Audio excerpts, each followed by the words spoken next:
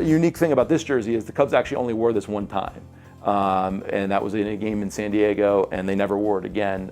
Superfan Rob Fascia has been collecting sports memorabilia for most of his life, including authentic jerseys. First jersey I ever got was an authentic Cubs blue pullover road jersey for 84 and 89 when they went to the playoffs. That would have been the jersey they wore on the road, and the guy did the customization incorrectly. So I was comparing the jersey into magazine pictures, etc., and realizing how wrong it was. That eye for detail led to a hobby that carries on to this day. We're just approaching 700, so I'm right about 675 to 680. I have a couple coming in. A number like that doesn't happen overnight, but once the pastime picked up, the passion and the collection kept growing with a goal in sight. My goal, as I've established it over time, is to collect all the jerseys in hockey and baseball specifically from the time I was born to current day. That's my goal, is to have every jersey that a team wore by that point. Of course, with years of collecting comes years of insight. From knowing how to spot an authentic jersey. This is a Stadium Series authentic jersey, very rare to find.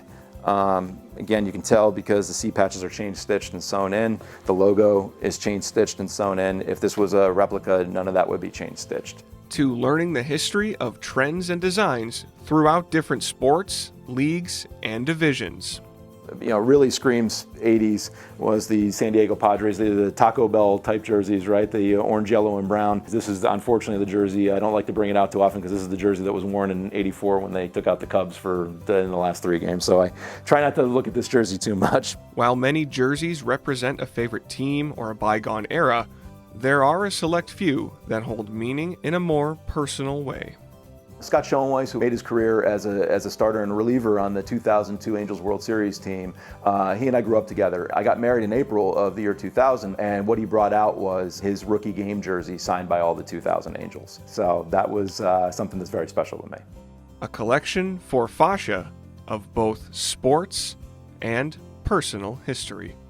To me, the coolest thing would be is if in 100 years from now, one of the Hall of Fames or one of the teams was looking for an old-time jersey, couldn't find it, but yet it was sitting in my closet, and you could provide that team with something that meant something to them. Reporting for Sports Story Sunday, I'm Ryan Skrid.